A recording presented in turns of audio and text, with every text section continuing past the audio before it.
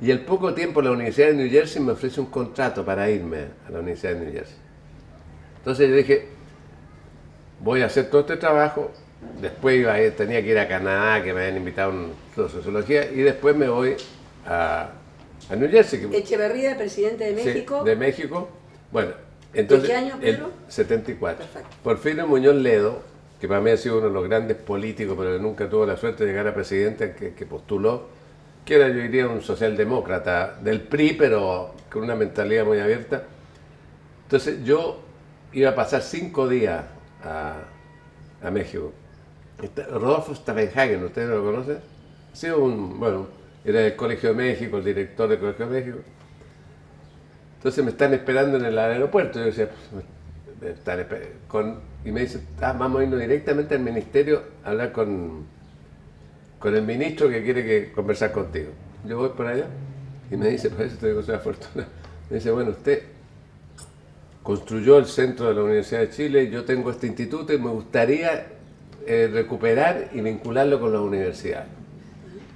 Yo le dije, mire, tengo una oferta de contrato en la Universidad de New Jersey y tengo un compromiso. No, los mexicanos tenían mucho poder en esa época. En el 74 México en las Naciones Unidas, además era una potencia en América Latina, el PRI. Y me dice, pero yo como algo conozco de como es el sistema americano, le dije, sí, pero ¿por qué no se hace con la OIT? Le dije, ningún problema. Prepáreme un proyecto, yo lo presento a Naciones Unidas, lo financiamos y usted es el director, me dijo. Porque yo no voy a aceptar. Imagínate. Y yo le digo, pero ministro, no, usted hágase el enfermo, escriba a la universidad, que es un problema último, familia. A mí me interesaba porque tenía 2 hijas chicas. Y el medio americano para niñas chicas en una universidad no es lo mejor, digamos, ¿con quién las dejaba? En vez de México, con esa situación de desigualdad, el servicio doméstico era fácil de tener. Entonces le dije, lo acepto. Entonces me dijo, por el momento usted para tener ingresos lo metemos en el Colegio de México. Mientras tanto prepara el proyecto, yo hablo con Naciones Unidas y así me dijo, director. Y me nombró director del proyecto de la OIT. ¿Cuántos años? Tuve 6 años. Pero tengo una pregunta. No, pero aparte digo, y los expertos, tú sabes que los expertos realmente te lo colocan, los organismos de la misma nación, te vamos a mandar tal tipo de expertos. Entonces yo le dije al ministro, con otra condición, yo traigo a los que quiero traer, a los que conozco yo, le dije, porque yo sé que en muchos proyectos hay problemas entre el jefe del proyecto y los expertos. Claro. Bueno, ahí solucionado. Y ahí me quedé en México 6 años, que fue muy solidario con los chilenos. Ahí yo volví a retomar las relaciones con la familia Allende, con la Tencha, que nos hicimos muy amigos. Yo me había casado con una sobrina de Allende, que había sido su secretaria personal. Bueno, toda esa historia. Tu viaje en barco. Cuando volví de Europa. Sí, tu primer viaje a Europa fue ese. Ese fue en 1952. Fue mi primer viaje en barco. Yo terminé el 7 de enero Derecho. O sea, egresé el 7 de enero. Y dije, tengo que salir a buscar horizontes. ¿Ah?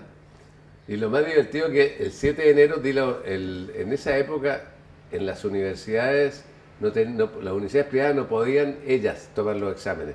Venían las comisiones de la Universidad de Chile. Entonces yo tenía que irme el 7 de enero y le dije a los profesores de la Universidad de Chile, le dije, mira, tengo que irme el 7, ¿cómo puedo hacer para...? Anda a darlo a la Católica, nosotros somos la comisión, eran mis profesores. Claro, llegué, evidentemente, el primero que pasó fui yo y me fui. Bueno, partí en un barco, partí muy elegante. Primero llegué a Buenos Aires, aquí. Yo tenía un tío acá que tenía mucha plata, que se había venido de Italia, que había estado con el fascismo, industriales o grandes, y se vino a Buenos Aires e instaló un sistema Italia, Argentina, Brasil. Tenía mucha plata. Entonces llegué aquí, espléndido, te puedes imaginar, tenía en Rodríguez Pérez un departamento con mozos con guantes, una cosa de loco para mí. Pero yo les caía simpático porque para ellos tener un sobrino izquierdista era una cosa jocosa. Claro, era. Pero te voy a contar más, partí. Pero él me dijo, tú vas a Milano y vas a ver a Carlo Ponti, el marido, a la, ¿cómo se llama? Sofía Loren. A la Sofía Loren. Yo no fui. sea, porque yo tengo ¿Por qué tenía que llevarlo a Carlo Ponti? porque era el Carlo Ponti era el sobrino de mi abuelo. Ah, O sea, era pariente mío. O sea, pariente sería como un tío de segundo grado. ¿no Era fuiste a ver a Sofía Loren? pajarón, pero no fui. Fíjate que yo sigo siempre pajarón así. Te cuento con todos los tipos que he comido de importantes, que después no los sigo. Pero no fui a ver a Carlo Ponti. Bueno, pero el viaje de ida fue en uno Costa, en esta línea Costa, pero no son los... Eran las que hacían regularmente el viaje. Bueno, ahí lo que quería saber ella, subió en Río Grande do Sur un grupo de chicas brasileras, en que venía un solo hombre del grupo, era de la Facultad de Filosofía de Río Grande do Sur. En aquella época, ¿quiénes habrán sido? Claro. Sí. Y había una alemancita pero linda, la Regent Rita. Y además que tocaba el acordeón y cantaba Coimbra Capital. Una cosa. Bueno, entonces yo le eché el ojo comencé a tratar ahí. Al final resultó este romance que se hizo famoso en todo el barco, porque ahí veníamos en segunda clase, no veníamos fue famoso, además se hizo fiesta y yo con la Regent Rita, bueno. El asunto es que cuando llego a Europa, hago el recorrido en Europa, después cuando regreso a Chile, bueno, volví, bueno, yo partí muy lujosamente, pero pues ya no tenía un peso, ya andaba en las peores condiciones, circulando. Cuando llegué a Barcelona me detuvieron porque andaba, además con esas maletas que había en esos tiempos, que no eran maletas que tú podías llevar no, eran maletas, o sea, maletas las más viejas que se puede hacer. Bueno, no tenía plata, llegué a Barcelona. Imagínate, en España en ese momento no era lo más próspero.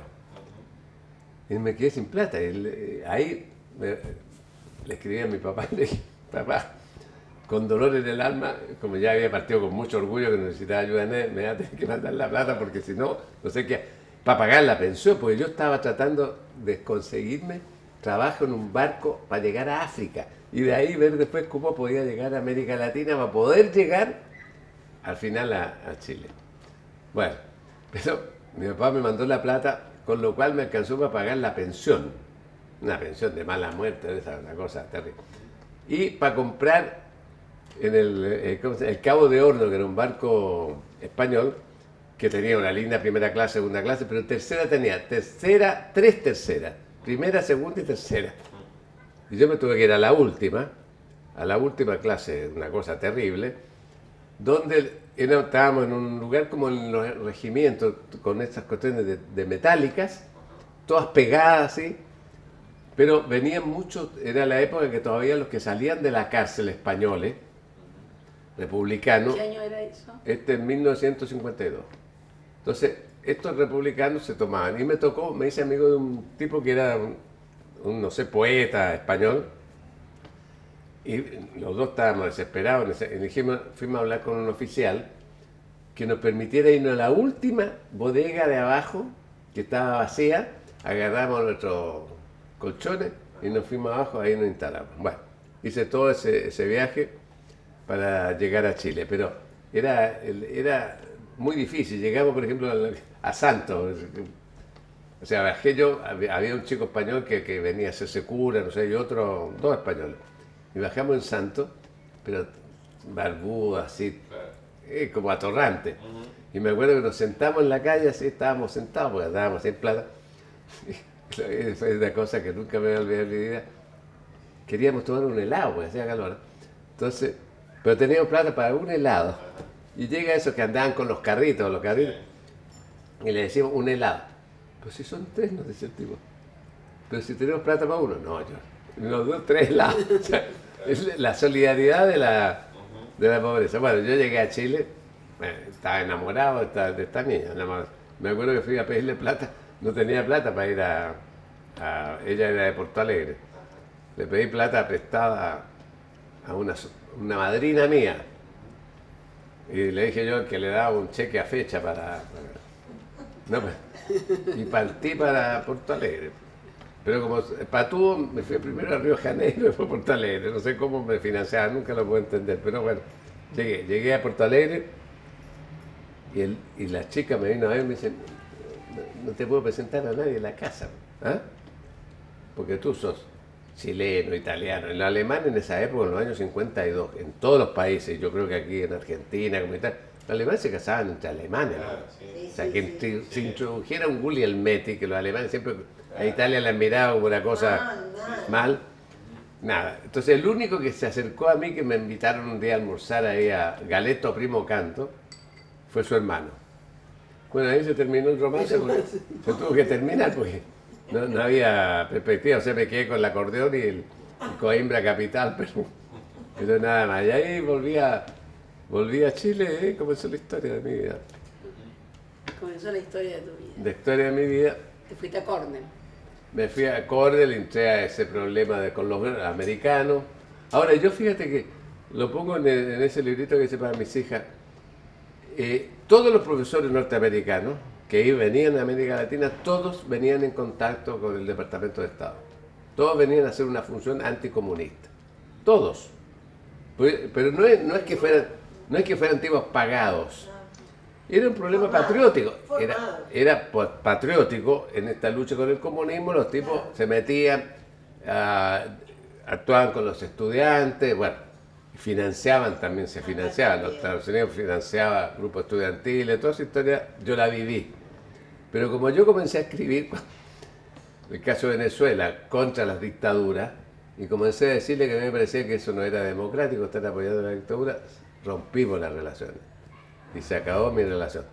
Solamente se vino a recuperar, no a recuperar, fue cuando me dieron la ayuda Del 73. el 73, que Luigi Einaudi era asesor de Kissinger, él del Partido Demócrata. De se había- Kissinger. Sí. Y él pidió al embajado de Estados Unidos Que ayude. que no tuviera problema yo. En la actividad universitaria en Chile, me vinculé, con los comunistas.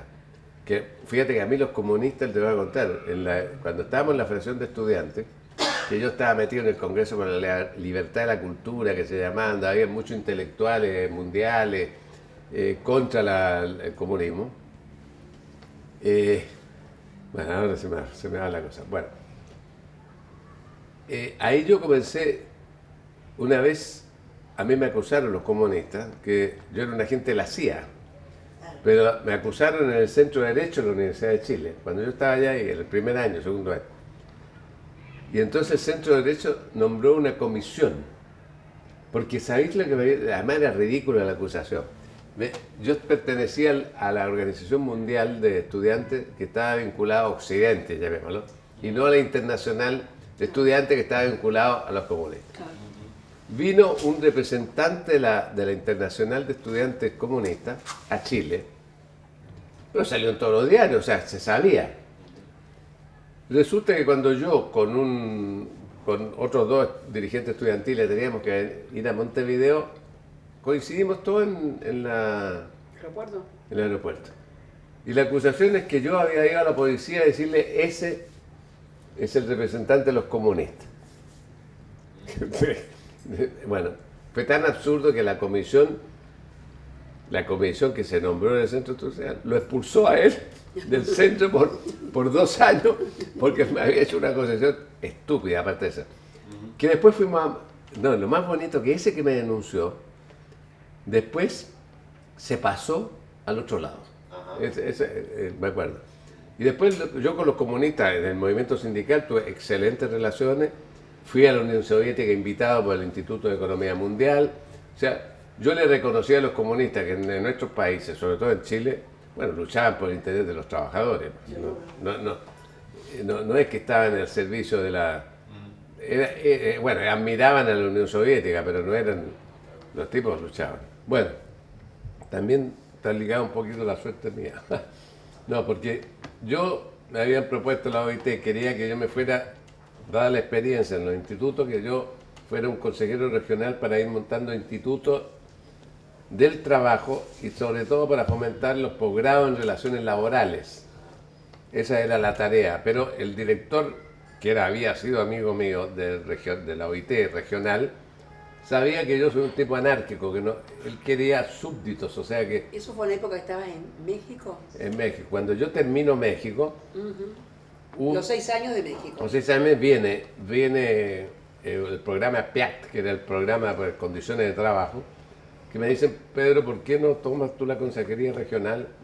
Pero ahí se produjo con el director regional que dijo que no, porque él siempre quería tener gente que estuviera a su dirección y no vinculado al PIAC era un problema de conflicto que siempre hay en la institución.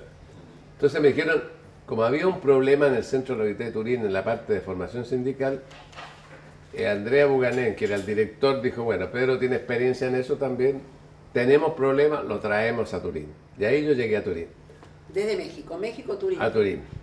Ahora, a mí, cuando me preguntaban en Ginebra, bueno, ¿y tú te vienes a Turín? Y yo, bueno, como no, es fantástico, le dije yo a Turín, voy a ir a Italia, Macanudo, para ¿Año, Pedro? 1970, primero de enero del 80.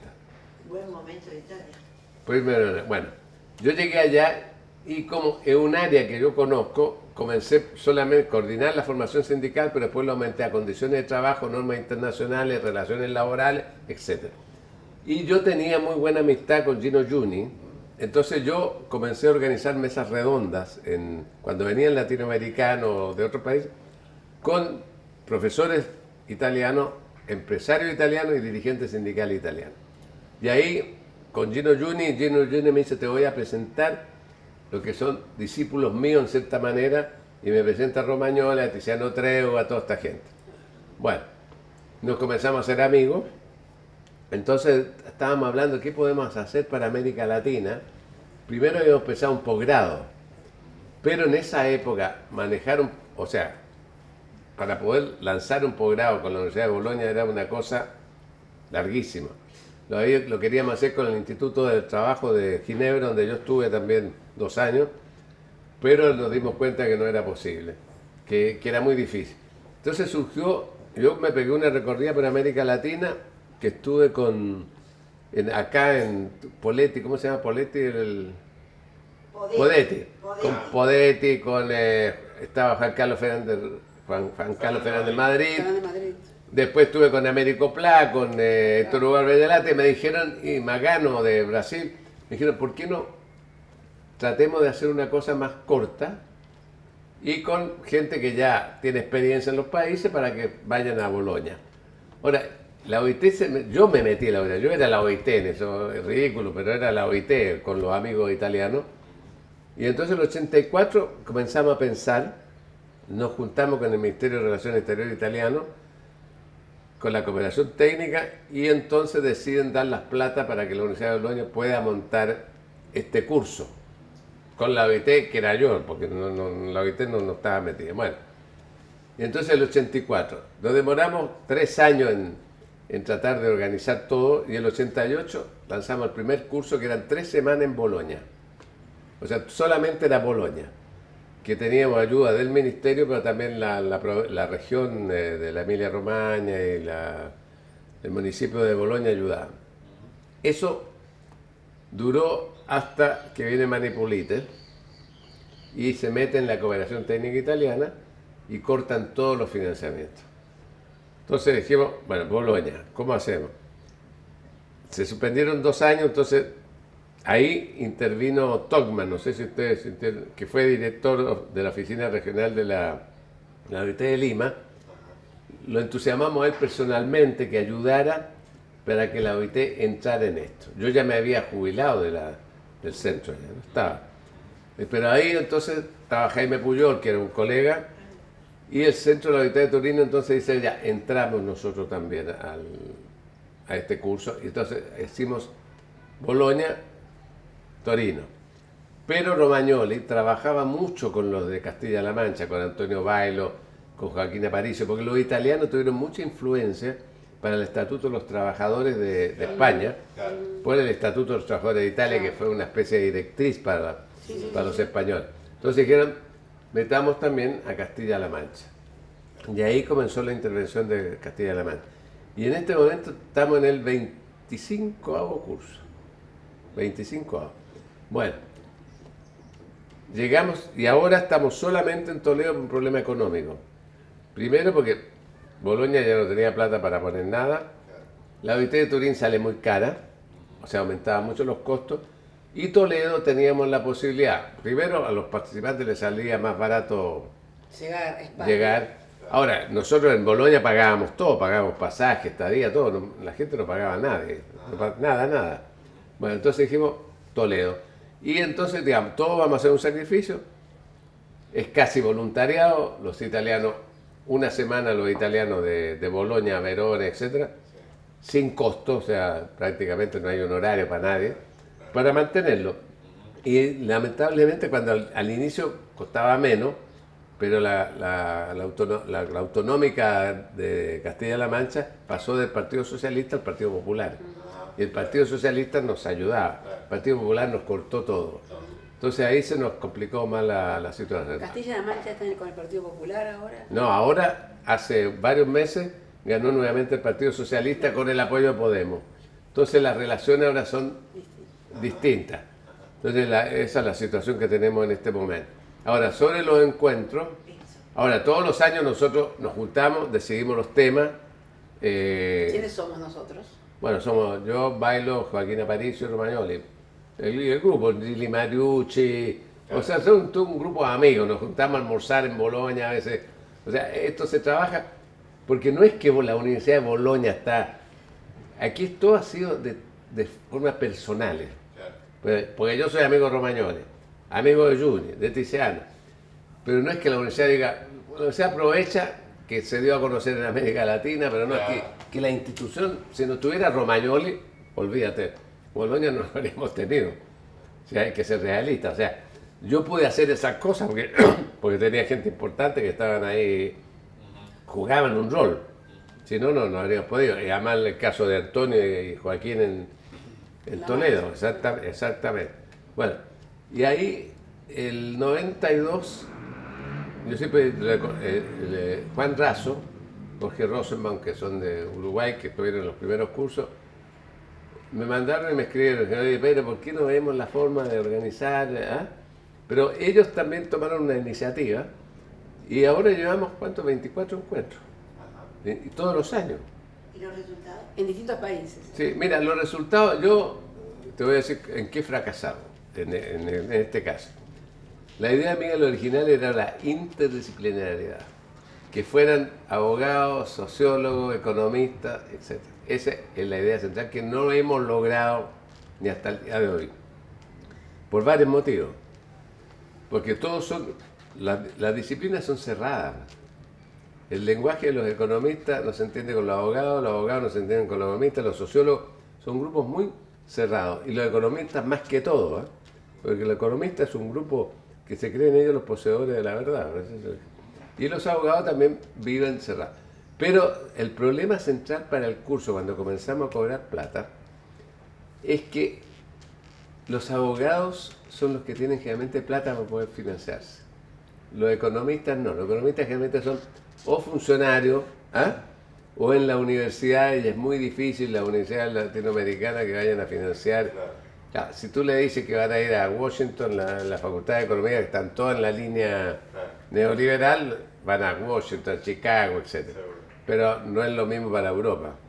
Bueno, entonces, eso ha sido un problema que yo considero que hemos fracasado. Y en los encuentros también la mayor parte van abogados, algunos sociólogos, pero no, ese es un tema que tenemos pendiente y que tenemos que verlo. Entonces yo lo que he insistido, que los grupos inviten, aunque no hayan ido, inviten a economistas a exponer problemas o a sociólogos.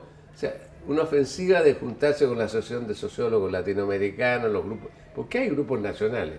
Hay economistas que son heterodoxos, que se pueden, pero no se logran, cuesta, fíjate, esa vinculación. Y ese es un problema que para mí lo considero pendiente, espero no morirme antes que... Lo vamos a hacer. Claro, que pueda decir, eso está hecho. A mí me gustaría que el próximo año meter en cada delegación unos 2 economistas, un sociólogo. Nos comprometemos. Claro. Pedro, para terminar vamos a invitarlo a Andrés. Andrés, ¿podés venir aquí?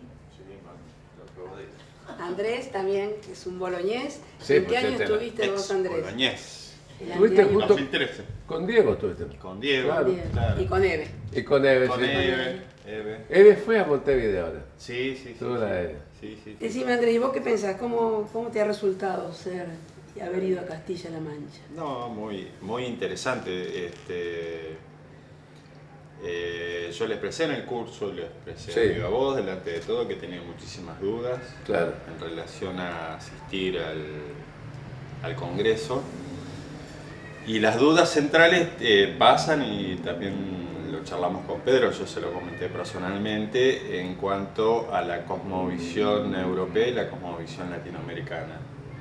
Cómo se conforma la ciudadanía desde el nacimiento para un europeo, cómo se conforma la ciudadanía para un latinoamericano, y las distintas visiones que hay desde el derecho ciudadano que se traslada al movimiento sindical, y las distintas conformaciones de lo interesante o no de cada uno de los modelos, y cómo eso contrasta esencialmente cuando los asistentes son todos latinoamericanos, y más allá de nuestras diferencias, creo que cada uno expresa que la conformación de la ciudadanía en Latinoamérica es colectiva. Pero no existe todavía. Pero no existe, o sea, está siempre en ese ida y vuelta y choque y confrontación Claro. con los poderes económicos establecidos que hacen que eso no se pueda desarrollar. Que creo que eso Europa lo superó después de tantísimos años de historia, pero que bueno, que hoy tiene mostrada la debilidad de la ciudadanía y una falta de visión colectiva a los fines de confrontar con las dificultades que hoy tiene, que está pasando el modelo de la sociedad europea, el Estado europeo, el Estado de bienestar. Es que va para atrás. O sea, objetivamente el consenso de Washington se está aplicando en algunos aspectos en Europa. Yo creo que América Latina va a vivir momentos muy difíciles. Yo creo que vamos para atrás también. O sea, yo tengo muchas dudas de lo que pueda pasar, y lo que vaya a pasar en Argentina va a tener una relevancia fundamental, porque la ofensiva en Brasil es inmensa. Si cae Argentina, yo digo no queda nada. ¿Qué haces tú? Entra el Transpacífico, lo meten. Ya quisieron meterlo en Uruguay. Por suerte en el Frente Amplio el partido se dividió y votó en mayoría en contra, y tuvo Tabaré retirar el ingreso al Transpacífico. Pero tiene idea de hacerlo. Por eso, o sea que Sí. eso, yo creo que Macri va a ser, si llegara a ganar Macri, que no espero que no, ten la seguridad que Transpacífico. Ahora, el problema es que la única cosa en Argentina que se puede defender frente a eso es si la mayoría absoluta que tiene el Frente Amplio en el Senado y la primera minoría en el Frente para la victoria. eso pueden parar la cosa. Sí. Y ahí entonces no puede pasar, porque el Transpacífico tiene que pasar por eso. Cualquier acuerdo que domina Estados Unidos para América Latina tiene que pasar por el Parlamento. Sí, sí. Y aquí podría ser más difícil eso. ¿Vos qué querías decir, Andrés?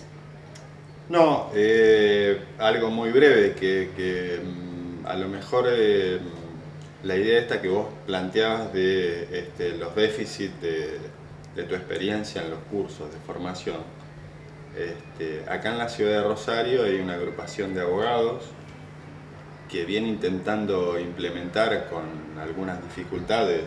Este grupo de abogados viene tratando de plantear alguna iniciativa de posgrado que tiene que ver con esta idea de interdisciplinariedad que vos planteabas, y que no es estrictamente laboral, sino que está más enfocado desde lo social, de los derechos humanos, y en ese marco Estamos abordar. haciéndolo, tratando de... Y mira, cuestión y es ahí directamente- te quiero decir una cosa. Nosotros cuando lanzamos esto, yo me arrepiento de otro déficit que yo considero que tenemos, que la OIT trató, algunos de nosotros.